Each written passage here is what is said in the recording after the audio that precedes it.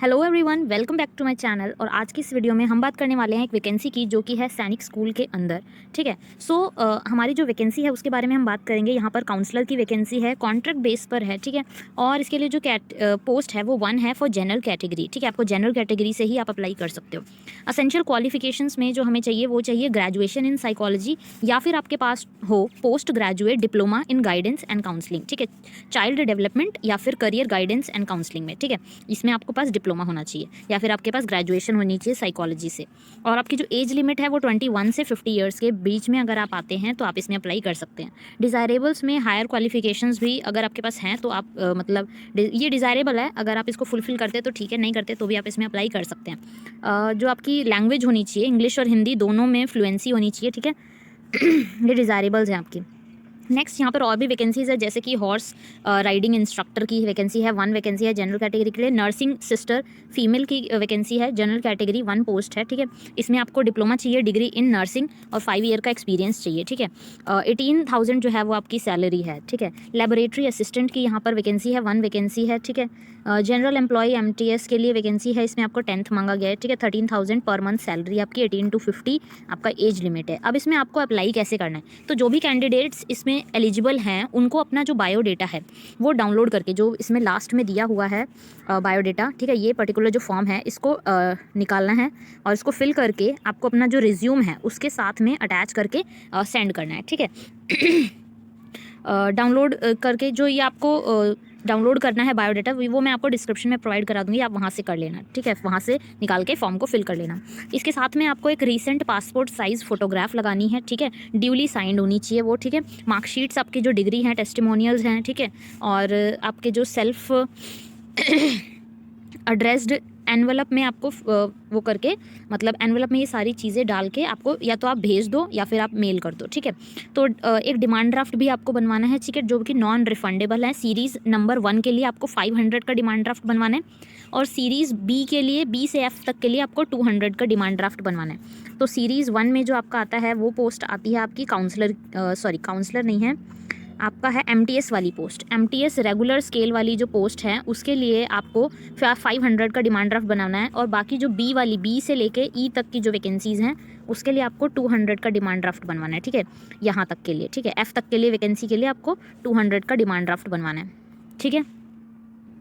सो आपको जो ये डिमांड ड्राफ्ट बनवाना है वो बनवाना है प्रिंसिपल सैनिक स्कूल अंबिकापुर। ठीक है, इस पर्टिकुलर नाम से आपको जो अपना डिमांड ड्राफ्ट बनवाना है। ठीक है।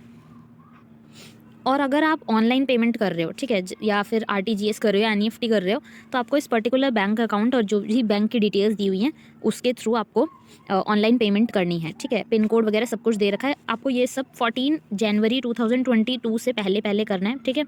और कोई भी पोस्टल डिले जो है वो कंसीडर नहीं किया जाएगा। ठीक है, वो कोई भी रिस्पॉन्सिबिलिटी नहीं लेंगे कि आपका, मतलब अगर कोई देरी हो जाती है स्पीड पोस्ट में। ठीक है, इसलिए जल्दी से जल्दी अप्लाई करने की कोशिश करिएगा। ठीक है, इनकम्प्लीट एप्लीकेशन नहीं होना चाहिए, सब चीज़ें फिल्ड होनी चाहिए। ठीक है, जो भी आपको शॉर्टलिस्ट किया जाएगा, जिन भी कैंडिडेट्स को, उनको फर्दर जो रिटन टेस्ट है, स्किल टेस्ट है, उसके बारे में बता दिया जाएगा। ठीक है, जिन भी कैंडिडेट को शॉर्ट लिस्ट किया जाएगा वही candidates written test, skill test और स्किल फिजिकल टेस्ट दे सकते हैं और डेमोन्स्ट्रेशन और इंटरव्यू के लिए एप्लीकेबल होंगे। बाकी सभी कैंडिडेट्स को रिजेक्ट कर दिया जाएगा और उनको जो इंटरव्यू और रिटन टेस्ट की कॉल है वो नहीं आएगी। ठीक है, या ईमेल है वो नहीं आएगा। ठीक है, ये सिर्फ शॉर्ट लिस्टेड कैंडिडेट्स के लिए होगा। ठीक है।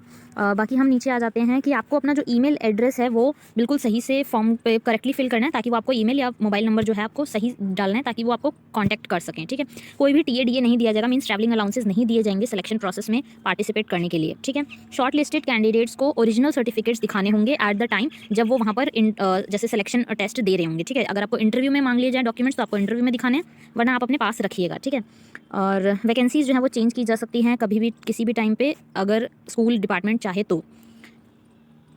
और अगर आप पर्टिकुलरली SC ST या OBC से बिलोंग करते हैं तो आपको जनरल कैटेगरी से ही फॉर्म फिल करना होगा। अगर आप अप्लाई करना चाहते हैं तो आप वहाँ पर जाके डिमांड नहीं कर सकते कैटेगरी की। ठीक है, जनरल कैटेगरी से ही आपको फॉर्म को फिल करना होगा। तो ये पर्टिकुलर फॉर्म है, आपको इसमें name, father's name, permanent address, यहाँ पर आपको अपनी फोटो लगानी है, सेल्फ अटेस्ट करके। ठीक है, सारा जो डिटेल्स हैं वो आपको फिल करनी है और इसको स्पीड पोस्ट करना है विद डिमांड ड्राफ्ट। ठीक है, ये आपकी पर्टिकुलर वैकेंसी है। ठीक है, और इसको अप्लाई करिए जल्द से जल्द।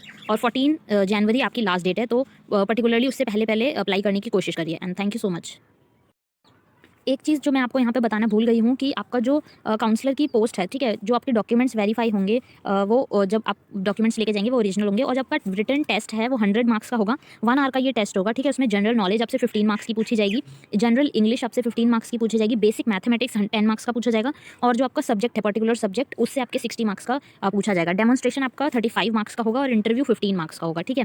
तो ये पर्टिकुलर आपका मिला के इस तरीके से आपका जो है टेस्ट लिया जाएगा, ठीक है, for the post of counsellor. इसी तरीके से बाकी भी पोस्ट जो है जैसे जनरल एम्प्लॉय, इन सब के लिए जो रिटन टेस्ट है वो इन्हीं पोस्ट के लिए है, सिर्फ जनरल एम्प्लॉय के लिए है, काउंसलर के लिए और हॉर्स राइडिंग इंस्ट्रक्टर के लिए, ठीक है।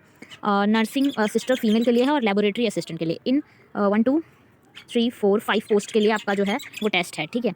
बाकी किसी के लिए भी नहीं है। So that's it.